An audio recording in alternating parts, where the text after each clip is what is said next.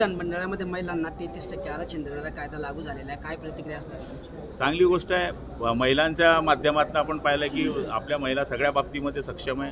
देशामध्ये सगळ्या क्षेत्रामध्ये पाहिलं तर महिलांचा उच्चांक आहे.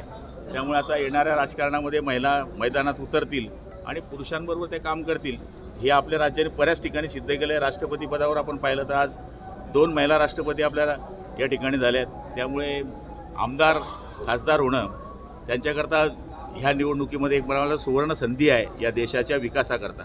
महिलांचे अत्याचार देखील वाढलेले पाहायला मिळतात. अनेक भोंदू बाबा जे आहे ते मोठ्या प्रमाणात पाहायला मिळतात. जळगावला देखील भोंदू बाबांचं अनेक ठिकाणी मतदारसंघ बदलणार आहे. पुढची राजकीय स्थिती पण अनेक बदलणार. याकडे तुम्ही कसं बघता? कारण मतदारसंघ आपल्या जिल्ह्यात वाढतो. आता बघा, मतदारसंघ वाढतील, तो पुरुष होईल, तो महिला होईल, तो ST होईल, SC होईल, त्याचं सीमालंघन काय होईल याचं आपल्याला अजून काही सांगता येणार नाही. पण आता आम्ही विचार केला तर मी एरंडोलमधून पुरे आमदार होतो, मग जळगाव ग्रामीणमधून झालो, जळगाव तालुका मला नव्हता. हे बघा, या ठिकाणी मतदारसंघ हे छोटे होतील हे सिद्ध झालेलं आहे. त्यामुळे प्रत्येक पैलवान आपल्या आखाड्याची तयारी करून ठेवतो. विधान परिषदेसाठी उद्धव ठाकरे उमेदवार असतील, विधान परिषदेसाठी उद्धव ठाकरे उमेदवार असतील आणि ते जर त्यांचा पक्षाचा विषय त्यात आपलं बोलणं उचित नाही आहे. अमरावतीच्या अत्याचार प्रकरणामध्ये नवनीत राणांनी म्हटलंय की तो आरोपी जो आहे त्याचं एन्काउंटर केलं पाहिजे आणि त्याला पाकिस्तानात पाठवलं पाहिजे. नवनीत राणा आहेत त्या शेवटी, मी त्यांच्या काय बोलू. आणि नवनीत राणांवर कारवाई करा. नाशिकमध्ये TCS प्रकरणी आता SIT बरोबरच ATS आणि NI देखील चौकशी करणार आहे. करायलाच पाहिजे. अशा लोकांना सोडलं नाही पाहिजे, पण ते कायद्याने केलं पाहिजे. जोपर्यंत आपण तो कायदा त्याचा गुन्हा सिद्ध होत नाही तोपर्यंत तो आरोपी नाही असं आपल्या भाषेत आहे किंवा कायद्याच्या भाषेत आहे. तो आरोप करणं, तो सिद्ध करून त्याला शिक्षा देणं ही काळाची गरज आहे आणि ते करावं. नवनीत राणांवर कारवाई करा म्हणून प्यारे खानचे नरेंद्र मोदी आणि मुख्यमंत्र्यांना पत्र देणार आहे. अशा पद्धतीने जर ते बोलत असतील तर महाराष्ट्रात दंगे होऊ शकतात असं ते बोलले. नाही, आता आपण त्यांच्या बाबतीत बोलत नाही, त्या राणा आहेत.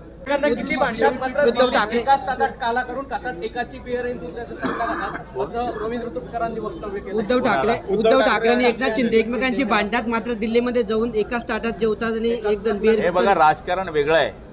एकाकडे जाणं, जेवण करणं ही संस्कृती आहे.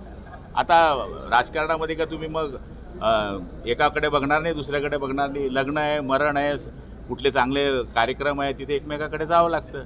विचारांची लढाई करा, व्यक्तिगत लढाई माणसाने करू नये राजकारणामध्ये.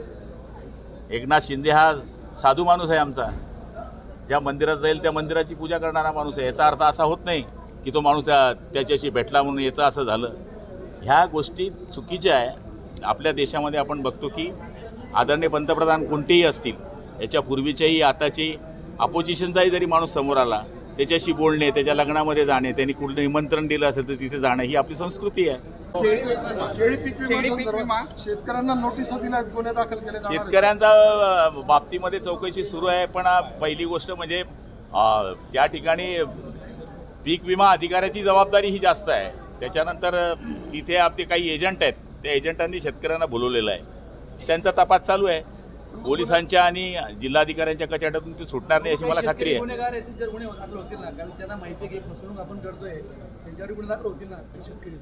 गुन्हा जरी दाखल झाला तर त्याच्यावर तपास केला जाईल ना. तो शेतकऱ्याला कसं फसवलं गेलं, का तो स्वतः फसला की त्यांनी स्वतः फसवलं, ह्या सुद्धा तपासाच्या बाबी आहेत. भाऊ रोहित पवारचे डायरेक्ट शेतकऱ्याला आपण गुन्हेगार म्हणणंही उचित नाही आहे.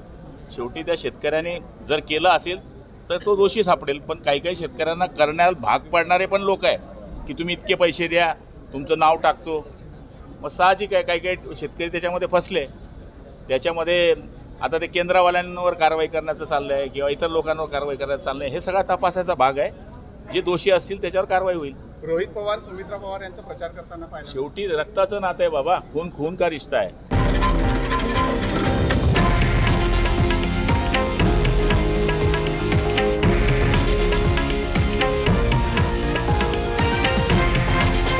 हे आहे देशातील नंबर 1 न्यूज नेटवर्क आणि आपण पाहत आहात TV9 मराठी, एकमेव.